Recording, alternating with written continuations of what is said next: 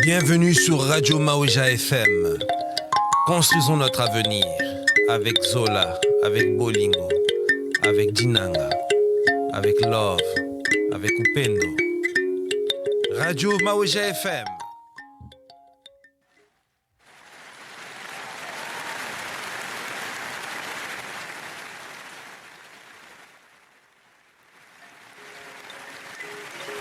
Bonjour, bienvenue sur Radio Maouja FM.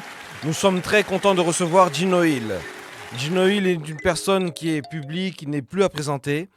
Un véritable combattant, une véritable personne qui a des valeurs, qui a pu faire un combat sans relâche. Et jusqu'aujourd'hui, il est constant dans son combat. Nous sommes très contents de le recevoir sur notre plateau. Monsieur Gino Hill, bonjour. Bonjour Radio Maouja, bonjour à vous Kalonji. Ah, super. Savez-vous, chers internautes, nous avons fait une émission tout à l'heure. On ne sait pas ce qui s'est passé, ça n'a pas pris, mais ils vont pas réussir à nous avoir. Là, nous voyons bien que le bouton est bien rouge. Nous sommes en train de bien enregistrer l'émission de Radio Maouja avec Papa Gino Hill. Super. Chers internautes, nous avons pour habitude aujourd'hui de recevoir ce compatriote. C'est une valeur si rare. Dans notre pays, ça commence à s'éliminer de plus en plus. Il résiste, il est là. Et pour cela, nous allons tout faire pour l'honorer avec l'hymne national du Congo. Nous allons tout faire pour que cette personne soit intemporelle, pour qu'on puisse vraiment l'honorer jusqu'aujourd'hui. Merci. Nous allons essayer de l'honorer avec l'hymne national du Congo.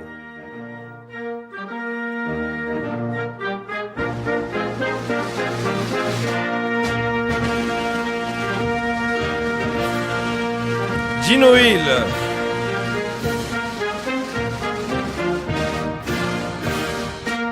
L'honorable Gino Hill Bukasa.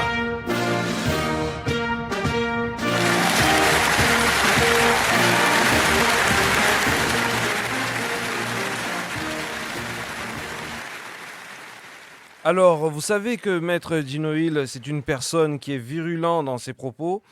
Quand on dit dans ses propos, c'est-à-dire dans son discours, il ne mâche pas les mots. Et il en manque des gens comme ça. Alors, suivez quand même un extrait de ce qu'il est vraiment, Monsieur Gino Hill, avant qu'on le présente. Le ministre des Affaires étrangères, Kenya Lobby, nous ne quitterons pas le sol du Congo aussi longtemps que les accords ne seront pas accomplis. C'est quoi l'accord en haut, l'accord or, au Bakumisaka, accord ya Nairobi, accord ya Angola, accord ya Luanda, accord de Lusaka. Chers téléspectateurs, chers internautes, chers auditeurs, le public de Radio Maouja, nous sommes fiers de recevoir aujourd'hui Maître Gino. C'est pas une personne qui est facile à joindre et grâce à sa disponibilité, il nous a pu nous donner quand même un temps aujourd'hui. Pour qu'on puisse parler avec lui. Ce qui est important dans cette émission, nous allons essayer de décortiquer, de voir avec lui ses sacrifices. Par exemple, lors de ses émissions, lors de ses combats, parfois il a des grands problèmes familiaux. Il a parfois des pertes de famille. Il a des tantes, des sœurs qui partent. Mais lui, il ne peut pas aller là-bas sur place. Il est obligé de se consoler seul. Grâce à vous, cher public de Éveil Patriotique, vous êtes là, vous le consolez aussi. Et nous devons toujours l'honorer pour cela, puisqu'il nous ouvre les yeux depuis pas mal de temps. Mais nous allons voir ses sacrifices, les moyens financiers qu'il met en place, ces sacrifices qu'il fait, par exemple, pour ses propres enfants, parfois il ne les voit même pas. Dernièrement, il n'y a pas longtemps, il était gravement malade.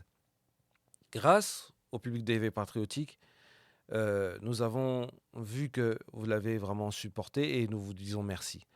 Et là, Monsieur Gino Hill, bonjour, comment allez-vous? Je me porte bien, je l'espère pour vous également et surtout, je souhaite bonne santé et bien de bonnes choses à nos auditeurs, nos auditrices qui nous suivent en ce moment sur la radio Maouja. Merci beaucoup, merci.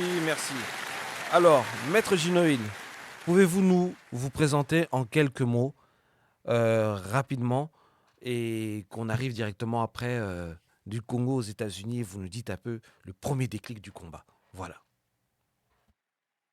Voilà, maître Gino, vous m'appelez maître, c'est pas forcément parce que j'ai fait du sport. Évidemment, j'étais un lutteur, comme on dit, j'ai fait la lutte gréco-romaine et on faisait des combats dans les rues des vidéos du catch à l'époque.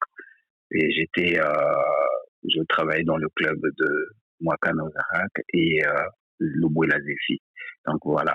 Mais ce n'est pas par rapport à ça. Je suis maître Gino simplement parce que j'ai fait les arts plastiques et je me suis distingué et j'ai fait le nom au Congo dans les années 80 jusqu'aux années 80, oui, dans les années 80. Ce qui s'est passé que quand je fus étudiant, j'ai brillé tellement que j'ai eu la chance de participer à un concours de l'OMS Santé pour tous, où je remportais le deuxième prix. Donc, j'étais deuxième lauréat en Afrique centrale. J'ai été découvert par Yamoutoual, qui fut le PDG de l'EGFM, et Tchunga, le professeur Tchunga, qui était le recteur de Kisangani, pour avoir participé à un concours de l'OISAN qui s'est déroulé à Bruxelles, alors que moi j'étais à Kinshasa, donc j'ai participé dans ce concours et j'ai remporté le concours.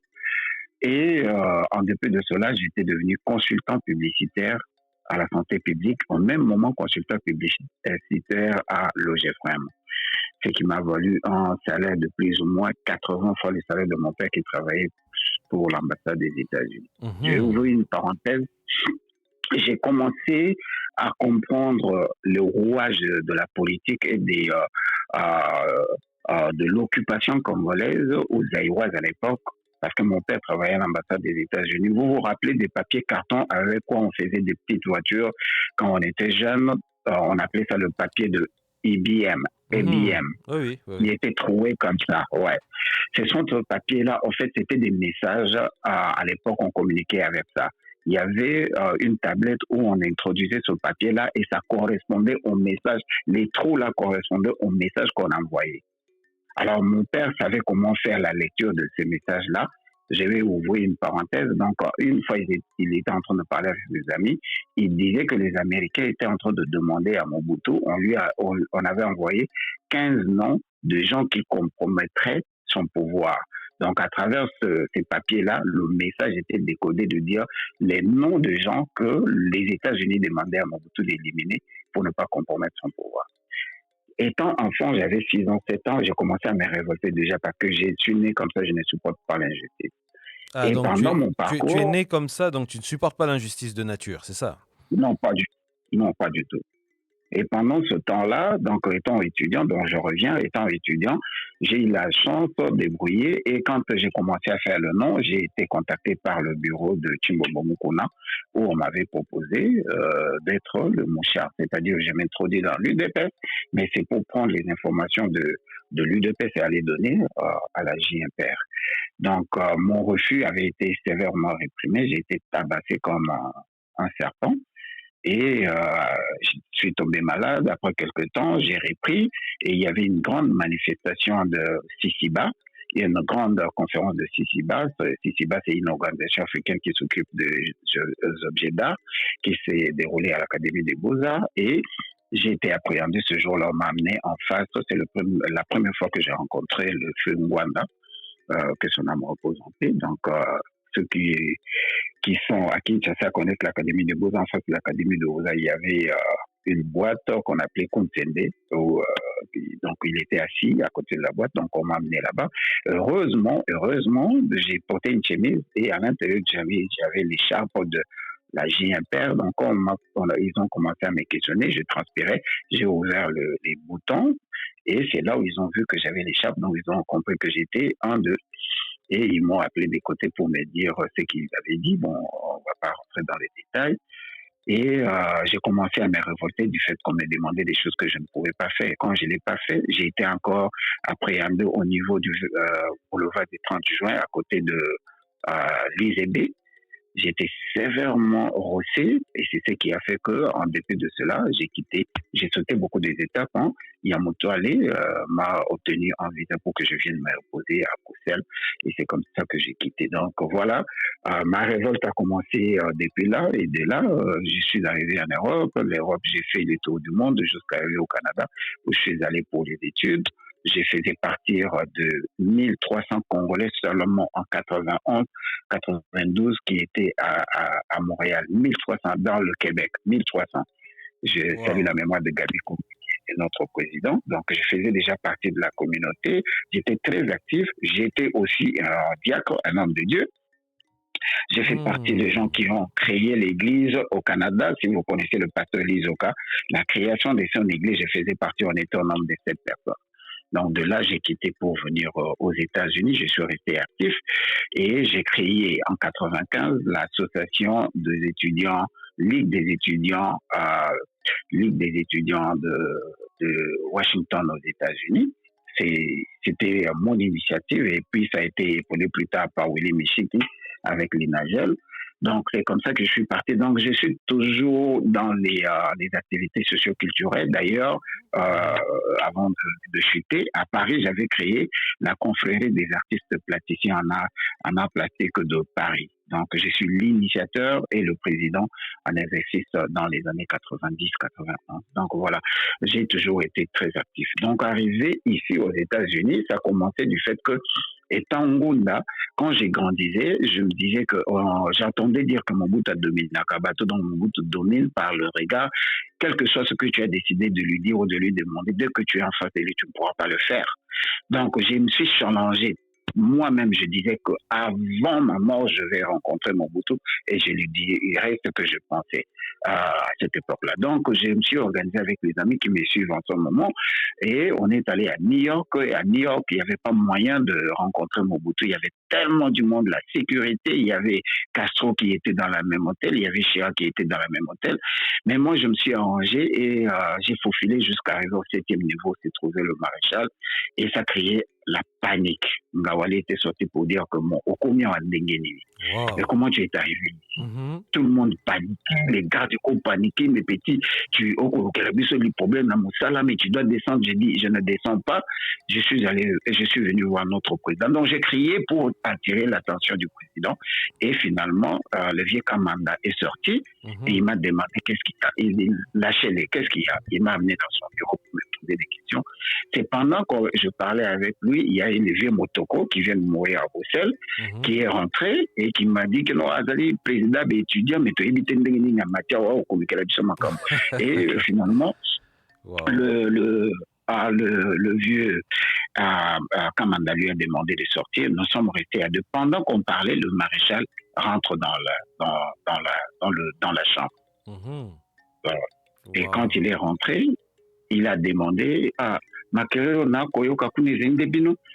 et puis j'ai dit oui. Et puis j'étais présenté par le vieux Kamanda. Il dit que c'est le président des étudiants. Ils sont là depuis hier. Apparemment, ils n'ont pas mangé. C'est pourquoi ils font des bruits. Et Maréchal qui répond qu'il est tort que sa médecine de Tebale, Sabango, est-ce qu'il est aussi bolé. Moi, je savais que c'est moi qui avais payé pour le manger. Mais comme Nazali Libosonae, j'ai dit oui. On vient de manger sans lui dire que c'est moi qui ai payé. Et puis il m'a dit, c'est quoi votre request, la demande, qu'est-ce que vous voulez que je fasse pour vous? Je dis, mon papa, je l'ai appelé Papa Désiré. Je ne l'ai pas appelé Maréchal, Mobutu, tout ce que j'ai dit Papa Désiré. Depuis que j'étais enfant, j'ai appris un slogan qui retentissait sur tous les artères de la ville de Kinshasa ou dans les radios, les télévisions, que le Zaïre de demain sera ce qu'on aura fait de la jeunesse d'aujourd'hui. Je veux aujourd'hui savoir qu'est-ce que vous avez fait de nous. Nous sommes venus pour les études. Tout celui au bois Kabangunda, on est des demandés d'asile, alors qu'on ne reçoit plus rien de Kinshasa. Et Mobutu, à la place de me répondre, il regarde le vieux Kamanda, il lui dit, les Kazé, Kotuna, Motono, Koko, y en aura été. Et c'est là que le vieux Kamanda a rigolé et Mobutu a dit, comme le vieux Joseph a dit, Nakayi Kolia chinois, Soki Nazongi, Nakoyambabino de Tosololi. Voilà le parcours. Et de là, en sortant de là, bon, j'avais quand même reçu une enveloppe de $100,000 et de $100,000, l'enveloppe qui m'a été remise entre les mains par le vieux Motoko devant pauvre Papa Ngwanda, c'était $12,000. Donc, plus ça descendait les escaliers, plus que ça disparaissait. Makamone Bandakala, ça fait très longtemps que les gens Donc, Donc, plus vous descendez des escaliers, plus l'argent disparaissait. ouais, donc des 100 000, j'en ai reçu 12 000 que j'avais partagé avec les amis. Et voilà comment j'ai continué et finalement, je me suis mis dans la culture du Congo. Bon, pour parler aujourd'hui, maintenant, je vais un peu trop vite pour parler de ce que je suis devenu en titre de combattant. En ma qualité d'artiste, je revenais du travail et j'ai vu 3 personnes. Et une de 2 personnes se trouve aujourd'hui à la présidence, il travaille avec Fati, sont venus me voir étant qu'artiste pour que je puisse dessiner les banderoles. Ils étaient en train de manifester devant la Maison Blanche. Je ne connaissais rien de combattants, je n'ai jamais entendu les combattants. Quand j'entendais les combattants, je savais que c'était les membres de l'UDPS, car depuis qu'on grandissait, on savait que l'UDPS avait des combattants. Donc quand les gens manifestaient ici, moi ça me disait absolument rien, je savais seulement que c'était les gens de l'UDPS qui manifestaient contre Hippolyte Kanamba. À l'époque, je l'appelais Joseph Kabila. Donc voilà, j'ai dessiné les banderoles, j'ai été payé et j'en avais pas fini à temps. Il y avait 2 banderoles qui restaient et ils m'ont dit, OK, vous continuez à dessiner et vous nous amenez le banderole à la Maison Blanche, on va vous payer. Pendant que j'ai dessiné, j'ai fini, je les ai appelés pour dire que j'ai fini. Ils m'ont dit, aux œillères, moi j'ai dit oui. Alors si tu veux, est-ce que tu as de tenue militaire? J'ai dit oui, j'ai des tenues militaires à la maison. Est-ce que pouvez-vous vous habiller, parce que j'étais avec un ami, pouvez-vous vous habiller en tenue militaire? J'ai dit pourquoi? Non, mais habillez-vous en tenue militaire. Donc j'ai mis ma tenue militaire et si c'était live, je vous aurais montré les images. D'ailleurs, je vais vous envoyer les images. Donc, je me suis mis en tenue militaire à débarquer devant la Maison Blanche. Il y avait le vieux Jacques Matamba qui était en train de se faire interviewer par la Voix de l'Amérique et Roger Moutou, MTShow. Il y avait Gary Wele, il y avait Sacerdoce qui est venu de Chevaux au Canada. José Onokoko, sacerdoce, qui est en train de filmer. Le vieux Matamba était live. Et quand il m'a vu venir, il a crié, le colonel Gino vient d'arriver. Moi, je me disais, moi, colonel, depuis quand? Donc, j'ai débat comme ça. Tout le monde s'est retourné. La manifestation s'est arrêtée. Les gens se sont retournés vers moi. J'étais quand même assez costaud. Tout le monde était là. Le colonel, le colonel, le colonel. Et ceux qui ne me connaissaient pas pensaient vraiment que j'étais colonel. Immédiatement, interview. Ils ont commencé à me poser des questions. Moi, ne sachant pas la raison pour laquelle ils étaient en train de manifester, j'ai déconné, j'ai déliré. Je dis non. En tout cas, nous, on est en train de manifester aujourd'hui pour demander aux États-Unis de soutenir le jeune Kabila qui vient d'arriver, de lui donner la chance de voir ce qu'il pourra ramener. Et puis, on me piétinait pour me dire, Ozobi Tamabé, moi, je ne savais pas. Non, je ne savais pas. J'étais pris comme ça et je n'ai jamais été dans une manifestation.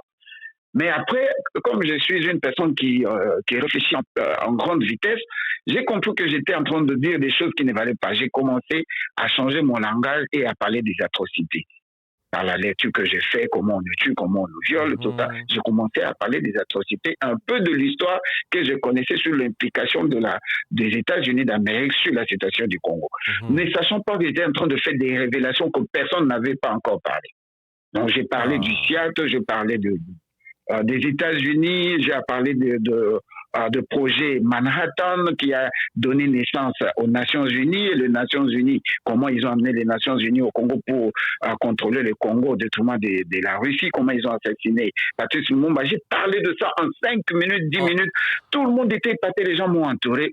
Et aussitôt que j'ai fini de parler, les gens ont commencé à applaudir. Colonel Gino, les combattants méchants a pris les noms parce que je parlais avec la rage, comme j'ai l'habitude de parler. Et quelqu'un qui était là, je ne sais plus qui dit moi, combattant méchant.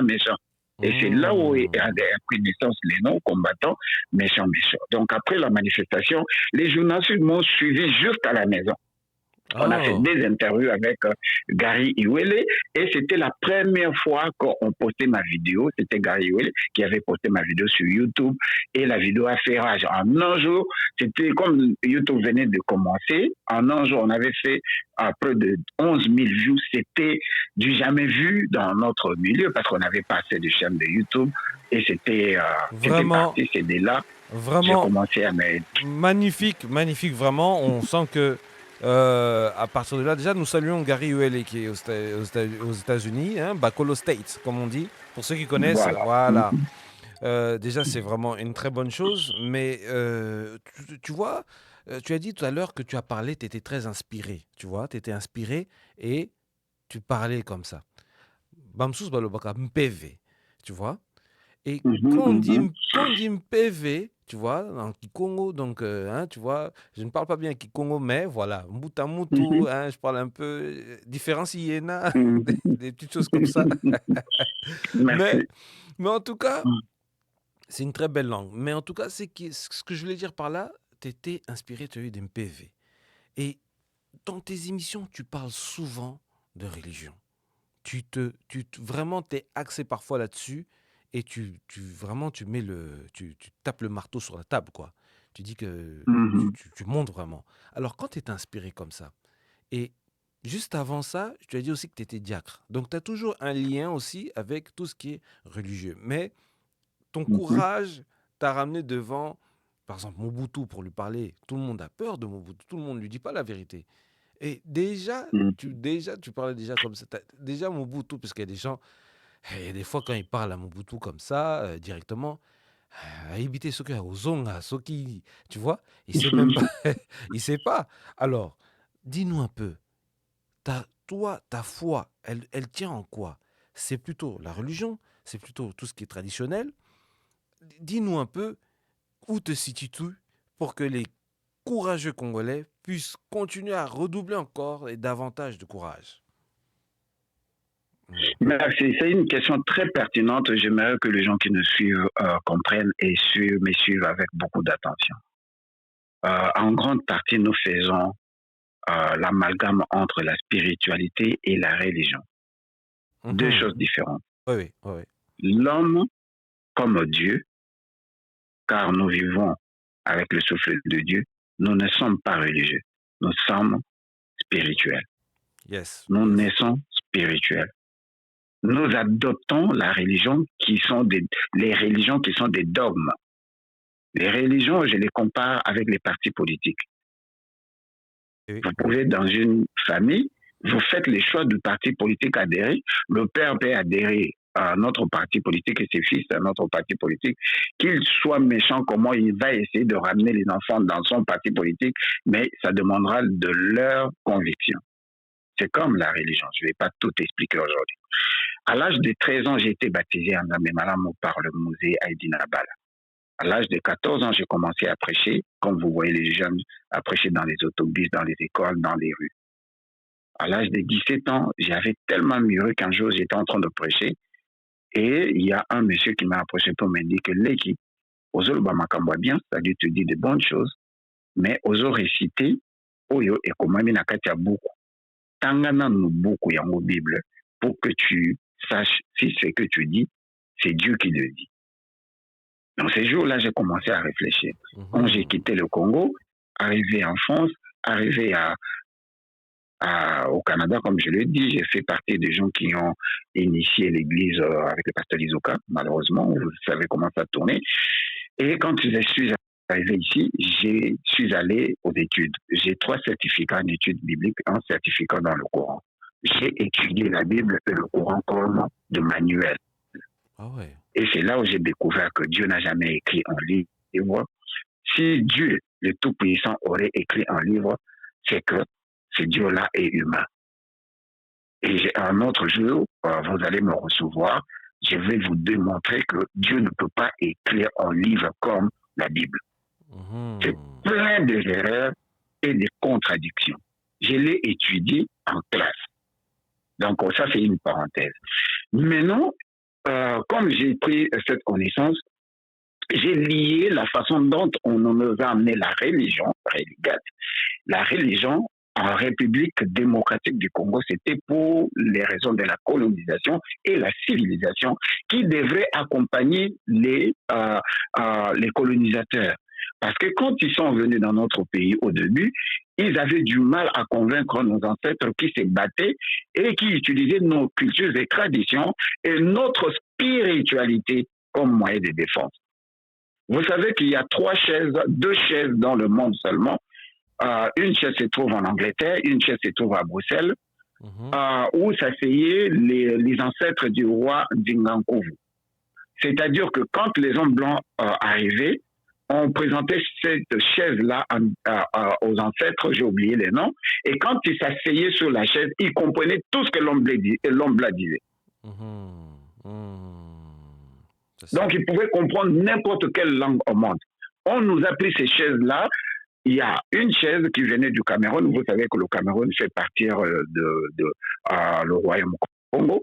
Donc, une chaise se trouve en Angleterre et en anglais. Donc, bref, pour répondre à la question et ne pas être très long, j'ai su comprendre la différence entre la religion et la spiritualité, et j'ai fait la différence. Donc, la religion a été utilisée et on nous a ramené la religion pour raison de la civilisation et la colonisation, pour nous dire que sur le babé, tu es à gauche et à droite. Si on te tape sur la joue gauche, donne la joue droite.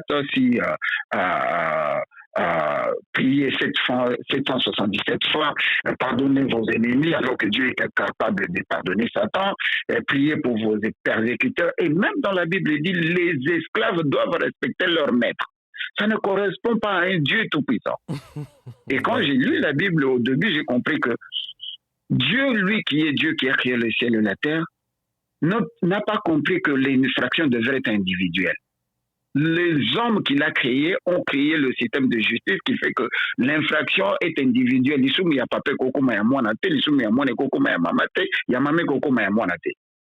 Mais Dieu a créé le monde où s'est trouvé l'arbre de la connaissance du bien et du mal. Donc le mal existait avant que l'homme n'existe. Mais il a créé l'homme, et quand l'homme a désobéi, il a condamné de génération en génération. Ce n'est pas un Dieu, c'est un Dieu humain qui ne sait pas faire la différence entre le mal et le bien. C'est lui qui a créé le mal que l'homme a hérité. Donc bref, pour arrêter là, pour ne pas frustrer les gens, j'ai commencé à prêcher que les gens doivent faire la différence entre la religion et savoir que la religion, surtout le christianisme, nous a endormis. Les musulmans, je leur donne un peu de crédit parce qu'ils se battent pour leur terre. Quand tu suis les discours de musulmans, c'est la terre. Les frontières qu'on leur a données, tu ne touches pas, tu meurs. Et le mœurs, ils tuent à cause du mœurs, la dépravation de mœurs les amène à tuer. Et il dit c'est coranique. Mais nous, les chrétiens, nous prions pour pardonner, qu'on nous de pardonner, espérer avoir l'argent, espérer avoir le visa, espérer. Et tout ça, ça nous amène dans l'engrenage, dans ce bourbier que nous pensons que tout ce qui nous arrive, c'est Dieu. Tout concourt à celui qui aime Dieu. Bah, violer maman, bah, violer tata, bah, bomayo, laissez tout prier seulement pour vos persécuteurs. Vous allez, ces gens-là vont payer ça sur Dieu. J'ai commencé à me révolter. Je ne suis pas anti-Dieu, anti-Christ. Le mal, c'est que nous, les chrétiens, nous croyons que Dieu est chrétien. Alors que ni Moïse, ni Abraham, ni Isaac, ni les 12 apôtres, ni Marie, ni Joseph, ni Abraham, ni le Saint-Esprit, ni lui-même Dieu, entre ces esprits ou ces humains-là que j'ai cités, personne n'était chrétien. Même pas Jésus n'était pas chrétien.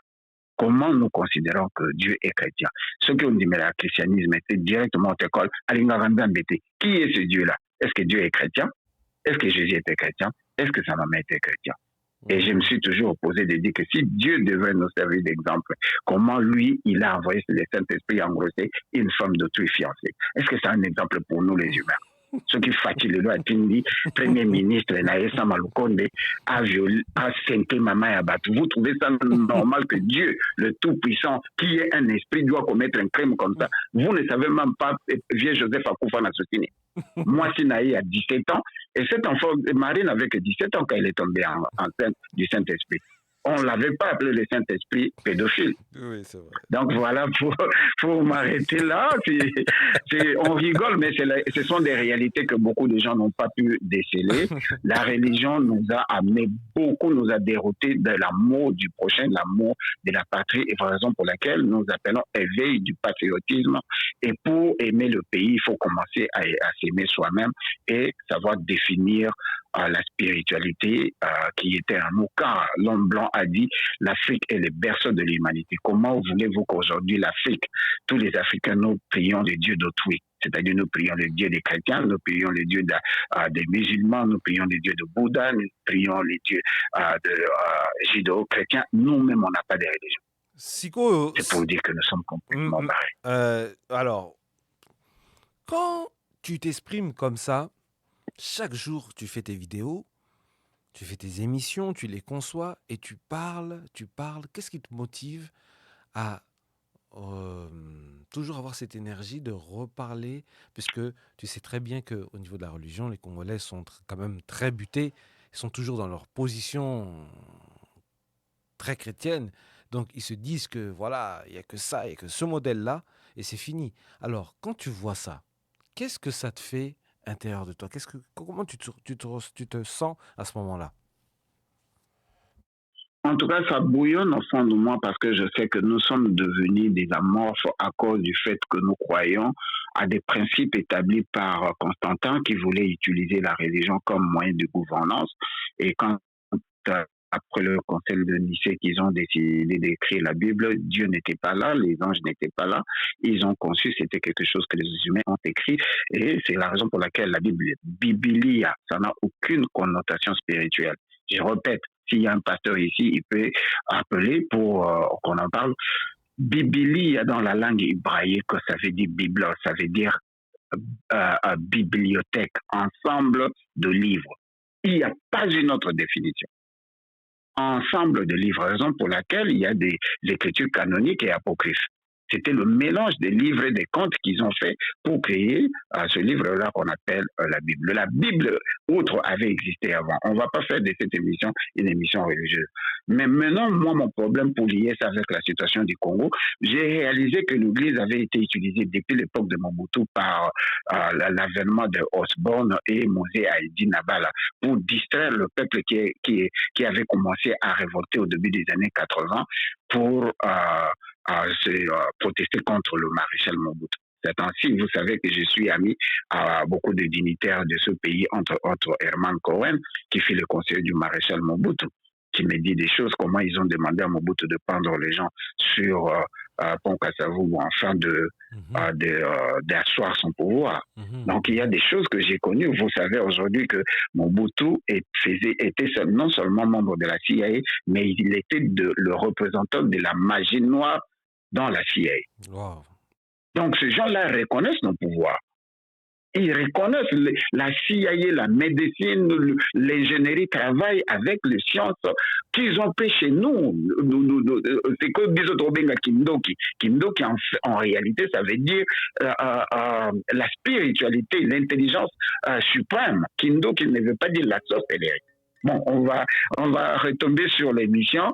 Donc, j'ai toujours m'attelé parce que j'ai eu l'impression que depuis l'arrivée à ce concept de Mobutu involve les partis, les églises, pour leur enseigner que non, tout pouvoir vient de Dieu, il faut pas vous opposer à ce que Dieu a établi.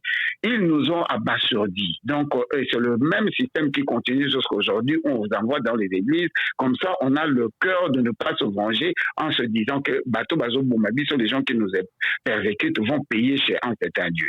Voilà pourquoi j'ai toujours m'attelé de ce côté-là. Mais en grande partie, c'est quoi? C'est parce que quand on nous tue, les gens s'amassent dans les églises, les gens vont prier à un certain Dieu, alors que aucune religion n'a sauvé un pays ou a fait agrandir un pays. Les gens se lèvent pour travailler, avoir une vision, et la vision ne peut pas être liée à la religion. Je vais citer en donnant un exemple. Ça fait 50 ans ou 51 ans que Dubaï est devenu Dubaï.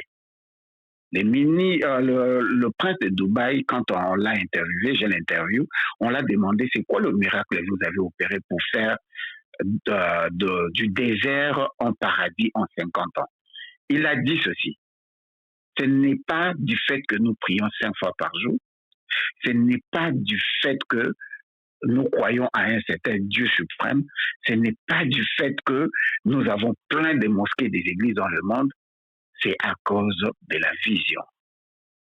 Nous avons une vision et notre vision a fait que nous réalisons que le liquide qui fait de nous des riches aujourd'hui finira par finir comme nous sommes en train de l'absorber, de les soutirer de l'eau, ça finira. Quand on n'aura plus de cette liquide-là qu'on appelle le pétrole, qu'est-ce que nous allons devenir? Nous avions la vision de faire de notre pays le paradis pour attirer les gens dans le tourisme et l'immobilier. C'est ce qui fait la richesse que nous avons. Il a cité le Congo et le Nigeria. Il a dit, nous ne sommes pas plus riches que le Congo. Nous n'avons pas les minéraux comme le Congo et le Nigeria. Mais nous avons une vision plus que les Congolais, pour ne pas parler de nos dirigeants et les Nigériens. Voilà, les gens qui prient 5 fois par jour, les gens qui font tout au nom de Dieu, vous dites qu'il faut avoir une vision que plutôt aller prier, dormir dans l'église. Est-ce que le Rwandais pour qu'il nous tue? Est-ce que vous avez vu Paul Kagame remplir des stades pour faire la campagne d'évangélisation? Depuis que nous avons prié pour Félix dans l'église au stade du 24, depuis que près de 64 pasteurs autour de lui ont imposé leurs mains, où est parti le Congo? C'est Dieu qui ne le fait pas, ou c'est nous qui ne le faisons pas? Nous rendons notre Dieu à qui nous croyons incapable de voir qu'un enfant de 18 mois a été violé en République démocratique du Congo par 5 gaillards des Rwandais. Nous sommes partis d'une personne jusqu'à 15 millions de morts. C'est ce que nous croyons à la religion. Accepter seulement, applaudissez Dieu sans nous savoir le temps là sera quand et le pays sera amputé. Voilà ce que je dis que les églises et les pasteurs nous font dormir car le message à passer, c'est comme les Arabes. Quand tu touches à leur terre, ils se lèvent. L'Israël aujourd'hui a donné un slogan qui a été répété par le président Bush, que pour un Israélien qui meurt, na libanga to na lance roquette et outil na roquette et outil na Palestine, il faut 300 Palestiniens, y compris le bébé. C'est une déclaration ouverte. Ce n'est pas Dieu qui vient se battre pour les Israéliens. C'est plutôt les Israéliens qui vont massacrer les gens pour prendre leur terre, alors supposée être une terre promise. Alors que la vraie terre, je cite là, oui, vas-y. La vraie terre promise pour les Israéliens, vous savez que c'est le Congo. C'est le Congo, ils le disent. Justement, c'est ce que je voulais dire. C'est que c'est le Congo déjà. Il faut retenir une chose, chers téléspectateurs, auditeurs.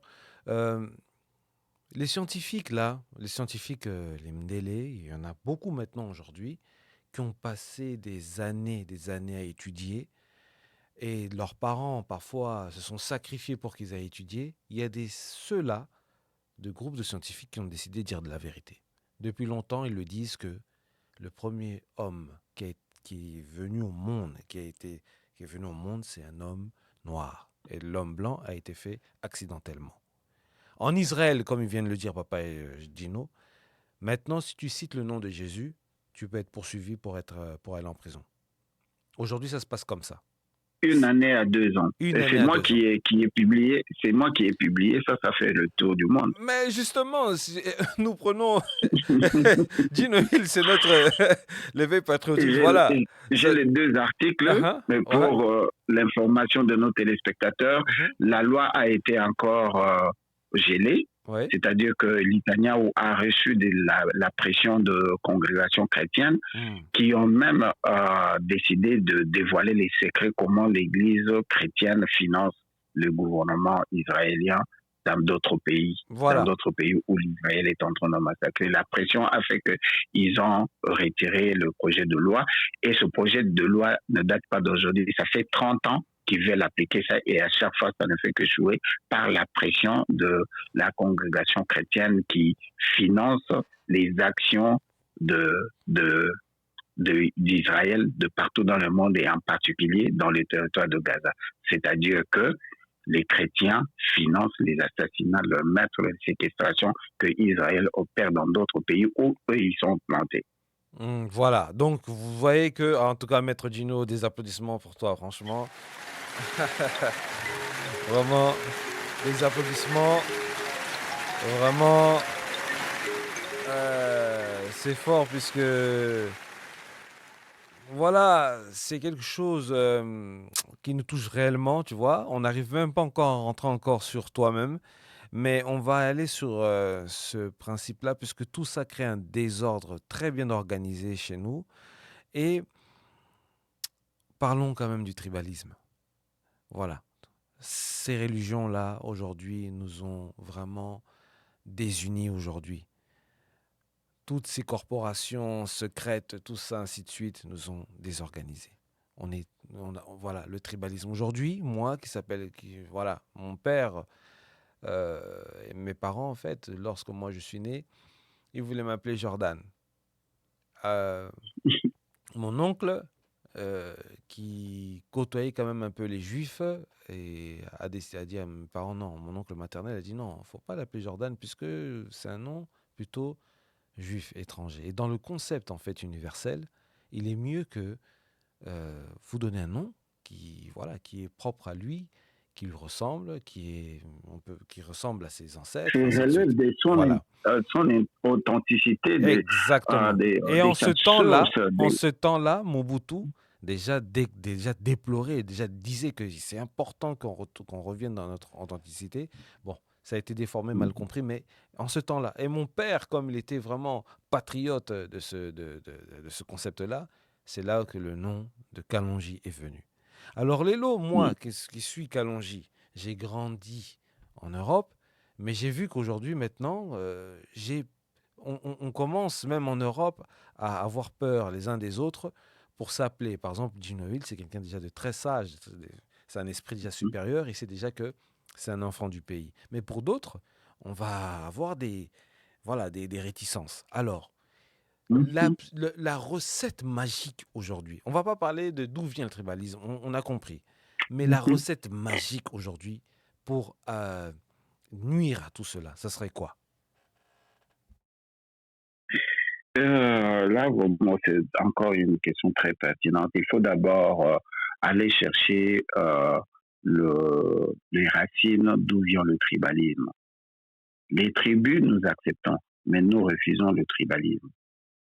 Le tribalisme, c'est l'acte de tribaliser, c'est-à-dire de considérer que tout le monde autour de toi, autour de vous, autour de soi, doit être de la même tribu.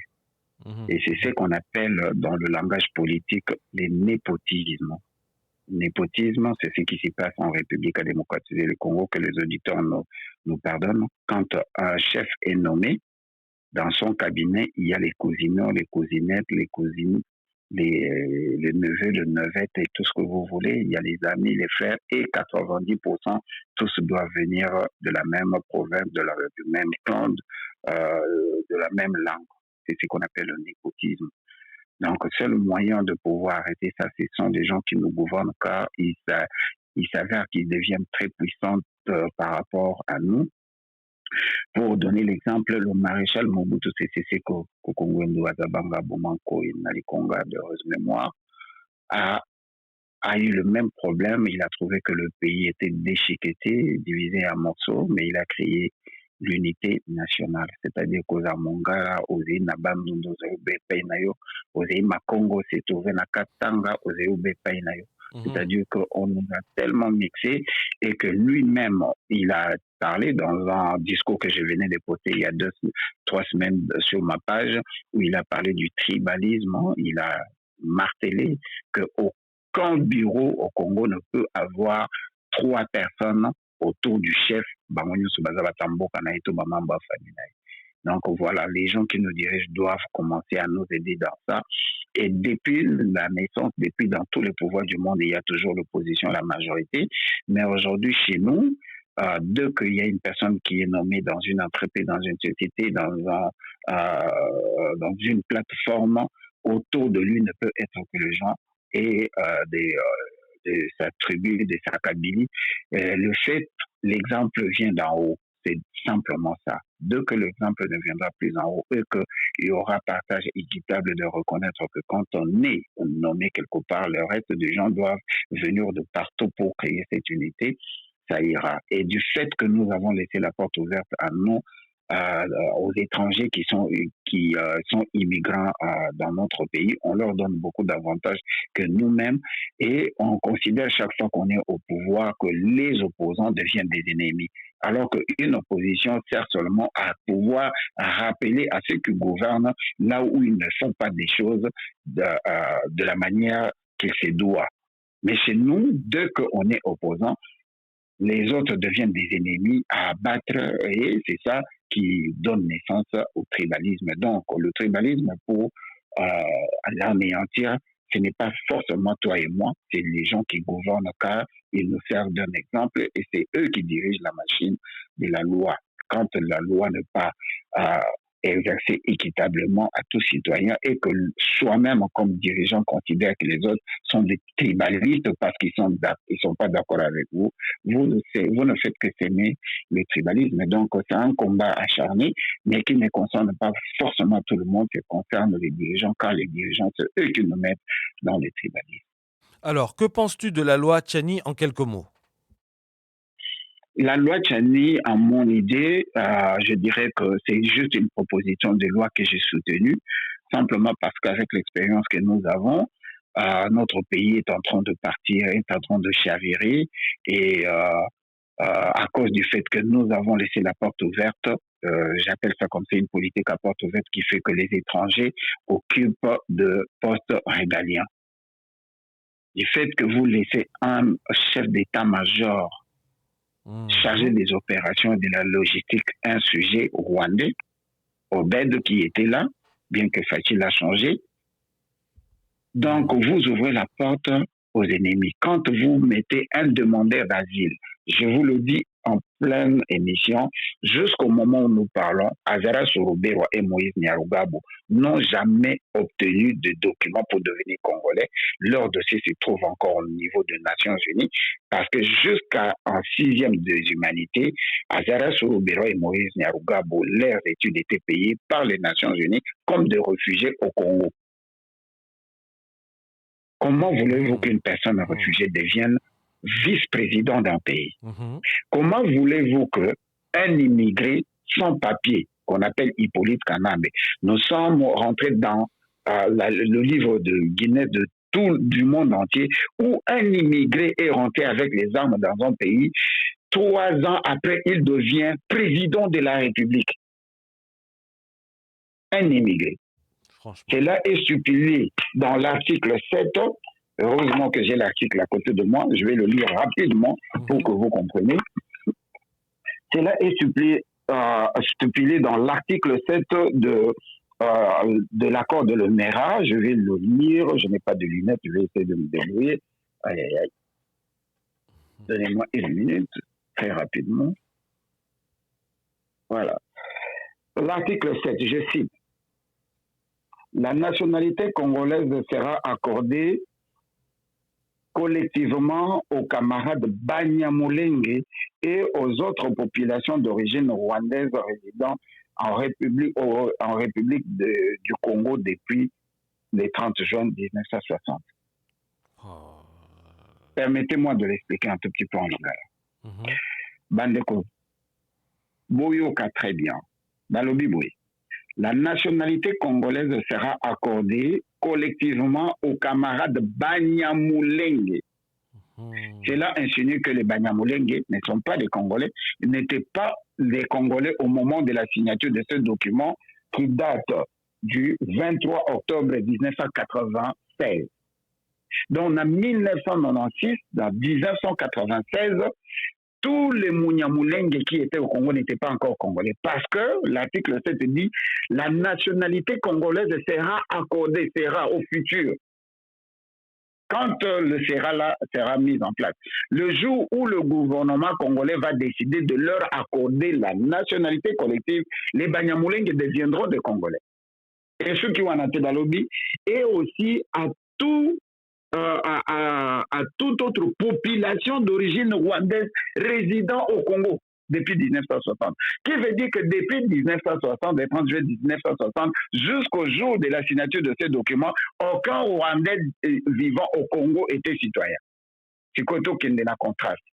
Depuis l'arrivée de l'AFDL jusqu'à aujourd'hui, est-ce que vous avez entendu une loi congolaise sous Kabila Mosé, sous Hippolyte Kanambe et sous Félix accordant collectivement la nationalité aux Banyamulenge et aux Rwandais?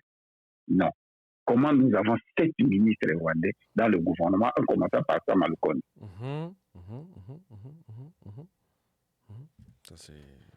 Donc la loi Tchani est là juste pour faire en sorte que le ministère régalien ne vienne que aux Congolais de père et de mère, même s'ils sont médiocres, mais au moins ils sont Congolais de père et de mère. Je ne vois aucun crime dans ça. Et les gens qui sont 50-50, on leur oblige pas, tout le monde ne peut pas devenir président. Il y aura qu'une personne à n'importe mon corps. C'est-à-dire que s'il y a un ministre de la Défense qui doit être un Congolais, il y aura le ministre de la Défense adjoint, peut-être qui sera un 50-50. Pourquoi les gens se sentent mal à l'aise? Parce que, prenons le cas, ça donne l'impression que c'est pour écarter Katumbi à la présidence. Mais Katumbi fut gouverneur, il s'est tapé de milliards et de milliards étant gouverneur. Ça a changé quoi? Pourquoi il veut seulement devenir président? Pourquoi diront-eux que cette loi ne concerne que Katumbi? Est-ce que ça ne concerne que le métier? Est-ce qu'il n'y a pas des 50-50 noirs? Voilà. Donc, c'est pour dire que cette loi qui fait rage, ça crée une distraction. Mais les gens qui ne sont pas d'accord avec ça, ce sont des gens qui se sentent lésés et les gens qui n'aiment pas le Congo. Parce que nous vivons aux États-Unis. Pour devenir président des États-Unis, il faut être né aux États-Unis. Moi qui suis citoyen américain, je ne dirais pas que loi nous a bien été parce que j'ai l'ambition de devenir président. Une loi, c'est une loi. Ça privilège d'autres personnes et ça met en parenthèse d'autres personnes, mais il y a des postes que vous pouvez occuper tout en étant un citoyen, mais vous ne deviendrez pas président. Est-ce que c'est un crime? Non, c'est pas un crime, pas du tout. Alors, dis-moi maintenant, le fait que tu t'es, comme on dit au Bimisi Moutou, tu vois, tu es maintenant une personne visible. Le fait que tu as vraiment déclaré vraiment clairement ta position. Entre nous, dans cette émission, c'était vraiment ça aussi. Qu'est-ce que ça te fait maintenant, après tous ces sacrifices que tu es en train de faire, de ne pas pouvoir rentrer dans la terre de tes ancêtres au Congo? Qu'est-ce que ça te fait vraiment à l'intérieur de toi? Pour être sincère, je vais être sincère devant les gens qui me suivent. Je n'ai jamais été interdit par qui que ce soit de ne pas rentrer au Congo, sauf le département d'État américain m'avait dit que si je repartais au Congo, c'était en 99 quand je suis parti, c'était Mosé qui était au pouvoir. Je suis arrivé le lendemain, je suis allé à l'Académie des Beaux-Arts aux étudier. Il y avait une émission sur RTNC. De cette époque-là, qui était live. Et moi, je débarque, tout le monde s'est retourné, Maître Dino, mais il y a 8 États-Unis, tout le monde panique. Les gens qui étaient en train de shooter l'émission ont tourné les caméras vers moi. On m'a posé une question. J'étais contre l'arrivée des Rwandais au Congo, bien que venu avec Mosé. J'étais déjà contre parce que à cette époque-là, je connaissais déjà le roi, je connaissais ce qu'était le CIAT, le Comité international pour l'accompagnement de la transition qui a donné naissance à AFDL. Je connaissais l'arrivée, pourquoi ils ont créé l'AFDL, le RCD Goma, le CNDP, tout ça. Je connaissais. Donc, j'ai commencé à râler. Et le lendemain, quittant de là, j'ai été arrêté sur la route de Matadi. Et grâce à l'ambassade des États-Unis, ils m'ont relâché et ils m'ont donné une semaine pour quitter le Congo. Donc, quand je suis rentré aux États-Unis, les États-Unis m'ont dit que bon, tu n'es pas le bienvenu dans ton propre pays, c'est à toi de voir si tu peux y aller. Et quand Hippolyte Kanambe est venu au pouvoir, j'étais tellement contre lui parce que je connaissais le rouage. C'est moi-même qui ai décidé de ne pas aller en me disant que je ne serais pas le bienvenu là-bas. Et c'est là la haine contre moi a augmenté quand j'ai empêché Kamere de devenir président. Vous connaissez l'histoire quand on l'avait agressé ici. Donc cela a fait que Kamere avait engagé des gens pour m'infiltrer. Je ne sais pour quelle raison. Et c'était une femme qui est la petite sœur d'une femme très puissante au Congo. Et malheureusement, cette femme-là m'appréciait beaucoup, mon combat, parce qu'on ne s'est jamais vu. Et cette femme-là a appelé quelqu'un pour me dire que je dois faire attention parce que Kamere a mis des gens derrière.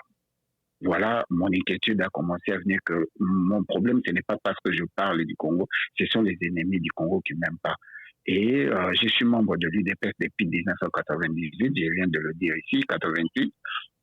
J'ai œuvré dans l'UDPS jusqu'au moment où je parle, je me considère membre de l'UDPS, mais moi, je ne me battais pas pour le pouvoir, je ne me battais pas pour la présidence, je me battais pour le Congo. Oui. Et j'ai survécu. Et ton combat maintenant, mais comment tu vis? Puisque maintenant, voilà, comment tu vis le fait sachant déjà ça, quand je reviens à cette question-là, maintenant que tu ne peux pas retourner dans la terre de tes ancêtres, on sait très bien que tu peux y aller de toi-même, on sait très bien. Mais qu'est-ce que ça te fait maintenant d'être dans cette posture là, dans cette position là où tu ne peux Mais pas c'est ce vraiment. que j'étais en train Ouais. d'expliquer Mhm, pour y arriver. Je n'ai jamais été interdit par qui que ce soit pour ne pas y rentrer. mhm, Et dernièrement, quand la première dame, Félix était ici, j'ai rencontré la première dame et j'ai parlé avec les gens de ANER. C'est les jours qu'ils avaient le dossier contre moi parce que j'ai été accusé justement que Nazaki co-préparé, co-agressé couple présidentiel alors que c'était faux. mhm, mhm, mhm. Mais ils m'ont reçu, on avait parlé calmement, j'en ai fait toute une émission. C'est pour dire que rentrer au Congo aujourd'hui, c'est ma volonté à moi. Personne ne m'interdit parce que ce que je dis, ça se dit au Congo. C'est Mhm. la seule chose pourquoi je peux applaudir Félix. C'est vrai que Félix arrête les gens des opinions, mais les gens parlent, je ne vais pas citer les noms ici, mais les gens parlent ouvertement sur la télé, sur la mégestion, sur le vol, sur le détournement. Les gens en parlent. Donc Ouais, je ne ouais. dis pas quelque chose qui peut déranger un Congolais. Tout ce qui peut déranger, ça doit être des étrangers parce que je suis en Non, train de non, marteler sur les immigrants. Alors oui, vas-y, dis-moi. maintenant pour Ouais. rentrer, ça me fait quand même mal parce que j'ai laissé les enfants dans ma famille qui n'étaient pas encore nés. C'est-à-dire, il y a des enfants que j'ai laissés 1 année, 2 ans, 3 ans. Mhm. Aujourd'hui, ils ont 34 ans. Ah ouais, ouais, Donc, ça fait 34 ans quand même. ouais, Donc, 34 ans. ma peine, c'est voir ma progéniture. Les nièces, les neveux qui ont grandi, qui sont aujourd'hui des parents, qui ne me voient qu'à la télé, moi j'en ai vu. Et j'avais le souci qu'un jour, je puisse apporter ma contribution dans le bon sens en créant une émission de la jeunesse qu'on appellera ou appellerait éveil patriotique. L'éveil patriotique devait être mis dans l'enseignement. C'est-à-dire il faut qu'il y ait comme un civisme. À la place d'enseigner le civisme, il fallait commencer à enseigner l'éveil patriotique, c'est-à-dire commencer à aimer son pays et reconnaître quoi son pays, comment protéger ses terres, ses frères, ses sœurs, comme ça s'est fait. Malheureusement, un mauvais exemple au Rwanda. Au Rwanda, c'est à l'école primaire qu'on enseigne aux enfants comment manipuler les armes et comment se battre pour récupérer leurs terres, entre guillemets, au Congo. Mhm. Pourquoi pas chez nous, on enseigne le patriotisme et l'amour de la patrie. Mais Donc, maintenant, c'était ça mon souci. mais maintenant, les enfants, par exemple, que tu as laissé depuis, est-ce qu'ils te reprochent des choses? Est-ce que lorsqu'ils voient tes vidéos, ça va, ça les calme? Mais comment tu fais pour gérer ça? Puisque d'autres personnes voudraient Vous serez suivre. tellement étonné Ouais, que ouais. les gens, les membres de ma famille, Mhm, moi-même, je leur interdis de ne pas trop s'afficher comme membre de ma famille, mhm, simplement parce que je ne sais pas les retomber. Mais par contre, ils suivent mes émissions comme ils étaient dans une église. Chaque fois que je fais des émissions, ils s'asseyent, mhm. se débrouillent pour avoir les unités pour Tu suivre sais, tu jusqu'à sais, une émission de 3 heures. sans que Ça, je parle de ma famille. Sang Nakatayo, tu sais pourquoi je te pose cette question-là? Puisqu'il y a beaucoup de gens. Tu es Mhm. une référence aujourd'hui pour certaines personnes. OK? Tu Merci. vois? Et ces gens-là se posent vraiment des questions. Ils savent pas. Puisque d'autres combattent comment dire ça? Voilà, ils sont pas visibles, hein? Ils combattent en coulisses. Mhm. Mais il y a des gens, c'est leur nature. Ils sont comme toi. Tu vois? Ils sont comme toi. Mhm. Un vrai Nabilaka, parfois, tu vois, ça sort de lui-même et il parle. Il a besoin de s'exprimer, il a besoin de faire des actions concrètes. Il n'a pas peur, tu vois. Mais euh, Mhm. voilà, c'est pour ça que je te demande, tu vois, quand tu vis ce genre de choses-là, comment tu fais? Tu pries, tu médites, tu te calmes comment, en fait, pour, voilà, face à cette douleur-là de ne pas Voilà, voir tes il frères et faut dire sœurs? que la Ouais. méditation, ça c'est vrai, hein. Mhm, Ça c'est vrai, il y a des moments, ceux qui me connaissent, qui sont proches de moi, le savent il y a eu des moments de découragement où je me suis dit, mhm, so what? Pourquoi je me casse? Pourquoi je me tracasse? Pourquoi je me fais autant du mal? Pourquoi? mhm, Mais quant à ceux qui croient, ils vont dire que, finalement, j'ai toujours accepté que Dieu existe, mais je n'accepte pas la religion. Et Dieu n'est pas religieux. Je mhm, reprends cela parce que les Cambodgiens liés dans Zambé. Dans chaque génération, dans chaque catégorie, dans chaque période, dans chaque siècle, Dieu fait jaillir de personnes qui vont faire la différence. mhm, Et ces personnes-là n'agissent pas seulement selon eux, mais selon une motivation spirituelle qui est dans eux. mhm, Je vous ai dit que NASA a révolté depuis l'âge de 6 ans, 7 ans contre les injustices. Comment tu Et médites? c'est ça qui bouillonne en moi. Comment tu Et médites? quand je médite, tout ce que je fais, je me retire là où il n'y a pas assez de bruit. Et peut-être dans la chambre, je reste dans le noir et j'ai fait ma méditation. Je ne saurais pas t'expliquer comment je me concentre pour faire la méditation avant de prendre une décision. Je m'affaiblis jamais. Je peux être découragé aujourd'hui. Je décourage, je dis, je prends une décision. Et puis demain, je revois la décision. Si c'est pour le bien commun, je continue sur le même chemin. Et des fois, mon cœur bouillonne quand j'ai fait 1 mois, 2 semaines, 3 semaines sans faire une émission, alors qu'il y a des nouvelles qui peuvent fortifier les gens. Et je vais vous dire une chose, vous serez tellement étonné que j'avais fait une vidéo qu'une personne proche du président Félix m'a appelé pour me dire Gino, félicitations, on a suivi cette émission avec le président. Ah, Félicitations, vous venez de payer. donc, Alors que alors que le les président autorités Yemo ici, Kwazotalango. Ah. un témoignage à l'époque de Kabila, je le dis, il y a 2 personnes, il y avait une médecin qui travaillait à la présidence à Montemoko Nakati Réunion où il y avait Hippolyte Kanambe avec ces gens a fait une malaise et le médecin est rentré. Il a trouvé que sur le camp, il y avait la vidéo de Maître Gino, la présidence à l'époque de Kabila. Et elle a fait semblant d'examiner la personne pour écouter les gens, ce que les gens disaient. Et Kabila était sorti parce qu'on était en train de soigner cette personne-là.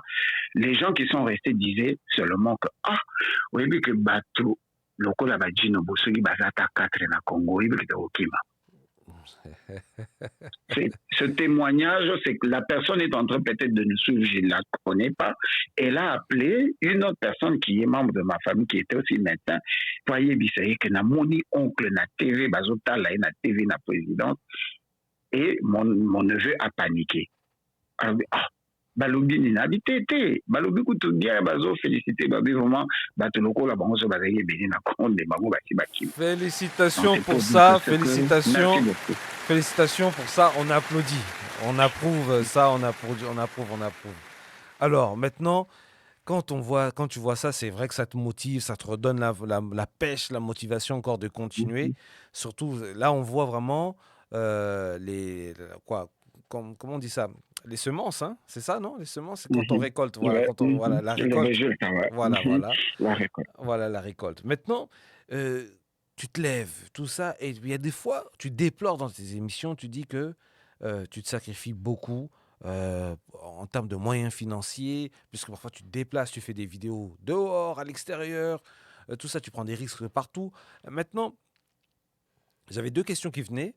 Quand tu vois maintenant des Congolais dans la rue, tout ça comme ça, comment tu fais pour être confiant? Comment tu fais pour être confiant? T'es pas un peu prudent, un peu méfiant par rapport à la traîtrise de la nature humaine, les trahisons sans cesse, les gens qui changent de face, tout ça? Comment tu fais avec tout ça pour vivre avec ça? Comment tu les reconnais? Voilà, comment tu reconnais un caméléon, un type voilà, qui est un peu... Voilà, comment tu les reconnais? Le problème que j'ai développé quelque chose en moi, c'est-à-dire que ma façon de vivre, et surtout je vis aux États-Unis, d'accepter la liberté des autres. J'ai réalisé en allant dans la spiritualité, en allant dans la religion, dans notre société, on ne peut pas demander à tout le monde d'être la même chose. Et moi aussi, je suis différent de beaucoup de gens. Beaucoup de gens m'ont condamné, surtout ceux qui sont au pouvoir.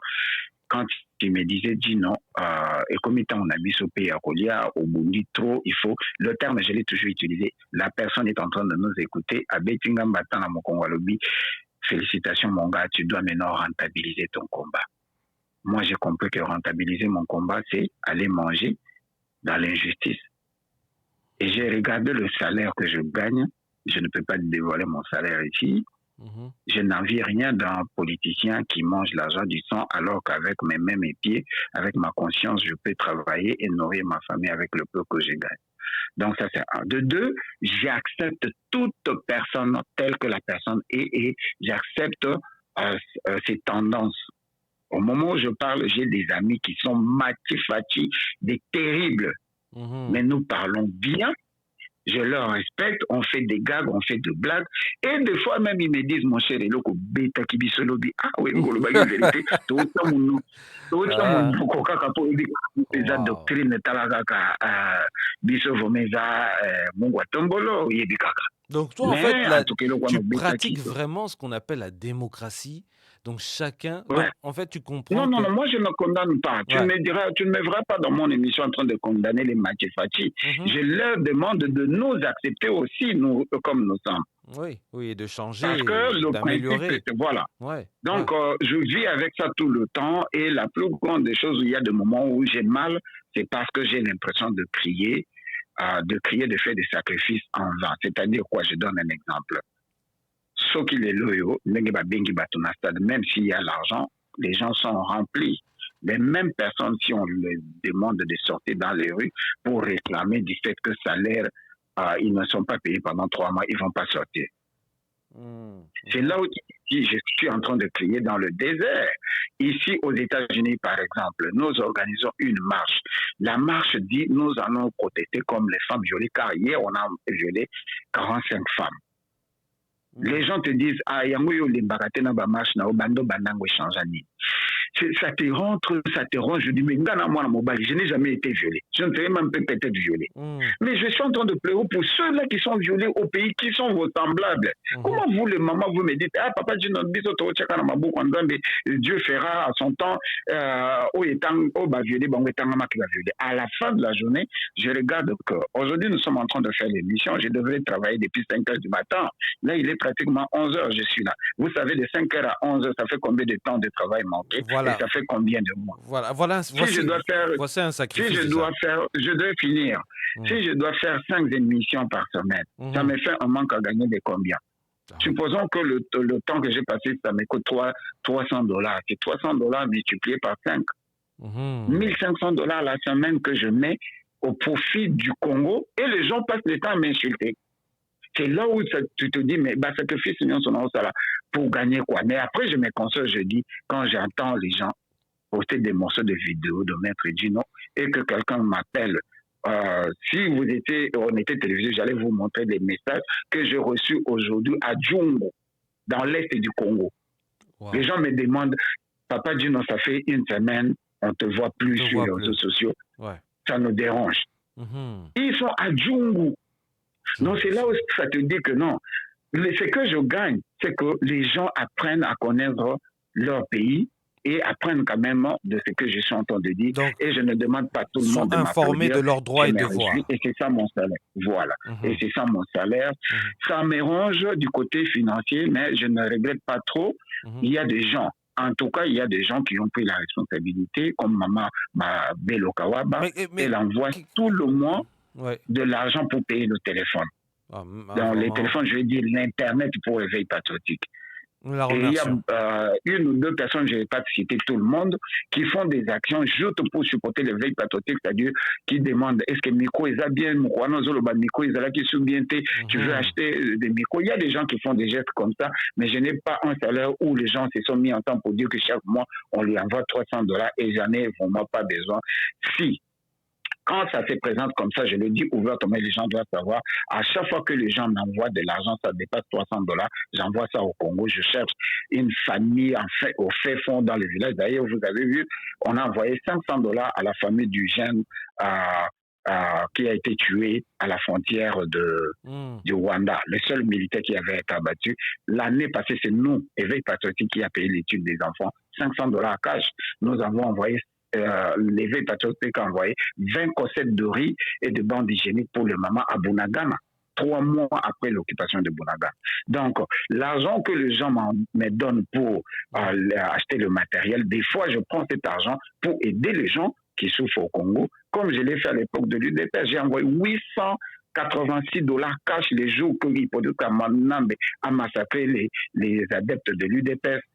Qui jonchaient dans le cadavre jonchait les désaventures de l'imité. C'est nous qui avons envoyé l'argent. Donc, Congolo, en Afrique du Sud, ils sont en train de m'écouter. J'ai envoyé l'argent. Donc, nous faisons des actions avec le peu que les gens m'envoient pour m'aider moi-même. Moi, je prends pour aider les autres. Voilà le patriotisme. Oh, merci, vraiment. Un tonnerre d'applaudissements pour cela. Un grand patriote. Oh là là, c'est vraiment dommage. Le temps vraiment nous est court. Vous savez, Maître Gino aussi, voilà, il l'a dit tout à l'heure, hein, il est aussi affairé. Il doit, voilà, subvenir aussi aux besoins de sa famille. Et une dernière question comme ça. Comment ça se passe quand c'est comme ça, quand on a une femme, des enfants, mais surtout quand on a une femme? Comment tu vis? Comment tu les protèges? Comment il faut les protéger? Puisque, voilà, comment ça se passe? Est-ce que maman est d'accord? Elle n'est pas Euh, d'accord? ouais, il faut dire la vérité. Les gens qui me suivent, je ne fais pas la propagande de ce que je suis. Je suis single, je ne suis pas marié, je ne parlerai pas de ma relation. Mhm, Et quand je suis dans une relation, je n'affiche pas mes partenaires pour éviter qu'elles retombent dans ça. Il y en a qui m'ont découragé quand j'ai eu la chance d'avoir une qui m'a découragé, qui m'a dit que vraiment, si tu n'arrêtes pas ce que tu fais, que ça soit du bon côté, que ça aide, que tu parles du Congo, mais l'insécurité, je suis dans l'insécurité et je vois ta vie, je te vois dans, je ne fais que de rêves, on t'a empoisonné, on t'a arrêté, tout ça, ça m'arrange pas, je suis dans le stress. Et puis, on a laissé, moi, je l'ai dit que bon, je ne le fais pas pour une telle raison. Si tu penses que tu es dans la sécurité à côté de moi, on arrête parce que je n'ai qu'une seule maman, elle s'appelle le Congo. Je ne peux donner que le meilleur de moi-même. Donc, j'ai mhm. sacrifié beaucoup de relations, j'ai sacrifié les amitiés. Il y a les gens qui m'ont abandonné, mais disant que vraiment, être avec moi, bah, je suis sentir à l'aise et je ne fais que critiquer, je ne fais que dénoncer. Parce que je vais ouvrir une parenthèse. Moi, j'ai été visité par la CIA à 3 reprises. C'est moi qui avais inventé, écrit le banderole Bill Clinton is the mastermind of genocide in Congo. Bill Mhm, Clinton est le père géniteur du massacre des Congolais. mhm. J'ai été visité par la CIA, les gens ont eu peur, et sans vous dire d'autres choses que j'ai fait, on parlera dans une autre mission de risque parce que tu as évoqué ça. Oui. J'ai pris beaucoup de risques, j'ai été même suspendu, arrêté, j'ai vu le juge. Donc j'ai passé quand même le côté sombre, je vous dirais, non seulement par le gouvernement, mais mes amis et camarades qu'on appelle les combattants m'ont rendu des très mauvais services qui pouvaient coûter ma vie. Et ils s'appellent des combattants, ils sont dans le soi-disant combat. Donc voilà. Mhm. Donc en bref, dans mes relations, j'essaye d'éviter à ce que mes partenaires, mes enfants et mes membres de famille ne soient trop affichés. Et encore, nous avons tous des gens qui sont dispersés, ils sont dans les partis politiques. Moi, avec les amis, les membres des familles qui sont proches de moi, on ne parle pas politique. Ils me découvrent pendant l'émission, mais ce qu'il n'y a pas dans la tozana fête et tozana matanga, 90%, les gens vont être en train de parler dans la tchèque beaucoup dans l'état manazo, que j'écoute beaucoup. Et si on me pose une question, je vais parler petit pour éviter les malentendus parce que tu ne sais pas la personne qui est en face de toi. Peut-être qu'il a été envoyé de te provoquer. Quand tu vas dire quelque chose, il Mhm. s'attaque. Pour éviter tout ça, je ne parle pas politique là où il y a les fêtes, les matangas, les anniversaires. Je ne fais que rigoler et puis on raconte autre chose. Dès que vous commencez la politique, je m'éloigne ou je pars. En tout cas, merci beaucoup. Maître Ginoïl, nous, la future génération te reconnaît, nous reconnaissons ton travail. Merci beaucoup à toi. Je pense que ce ne sera pas la dernière fois. On te reverra encore une prochaine fois. Maître Ginoïl, Merci, c'est à moi de vous dire merci, un merci. dernier mot pour la radio. À... Qu'est-ce que tu as Ouais, pensé de l'émission ok. aujourd'hui? Qu'est-ce que tu as pensé de l'émission? Un dernier mot pour la radio. Je laisse nos téléspectateurs, nos auditeurs dire un petit mot, mais moi, tout ce que je peux dire, je vous remercie infiniment pour cette forme, ce geste combien louable, geste par lequel vous avez pensé à moi de me donner Mhm. le plateau, de m'exprimer encore, parce que beaucoup de gens ne le font pas et vous avez pris l'initiative. Je vous garantis, peut-être à travers cette initiative, vous allez commencer à m'écouter dans d'autres radios parce qu'il y a toujours il n'y a jamais eu un 102. Donc, je Mhm. pense que c'est une bonne initiative et je vous dis sincèrement que à chaque fois que vous aurez besoin de moi, je serai là pour partager.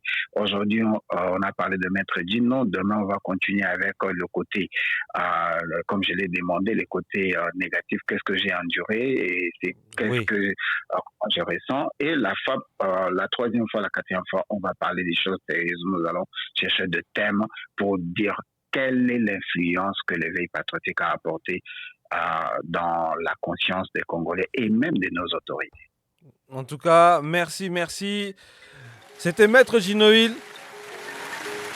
Très, très, très content de... Vraiment, je suis ému, hein. Je suis ému. Je ne peux pas parler vraiment tout ça. Bon, allez, on va dire un dernier mot. Moi, je dis en tout cas merci à tous d'avoir suivi Maître Ginoïl. Je n'ai même pas envie de les lâcher. J'ai même pas envie d'arrêter l'émission. Je suis vraiment content. En tout cas, Maître Ginoïl, merci, merci. Toi, Sklawabun, Matondo, Mingi. Je ne sais pas comment parler dans quel ordre. Si toi, Sakedila Abuni, Voilà. Matondo Mingi, Accent Tisane. Et Accent Tisane. Voilà, super. Allez, bye, on se reverra. Thank you. Voilà, on fait comme ça. Vraiment, tu es toujours le bienvenu. Je vous assure, Maître Ginoïl, je pense qu'il nous assure encore une autre émission plus tard avec plusieurs thèmes. Tu es d'accord, Maître Gino? Oui, merci. Merci, au revoir. Au revoir. Bye. Au revoir. C'était Maître Ginoïl. On se reverra encore pour une prochaine fois. Bienvenue sur Radio Maweja FM. Bye.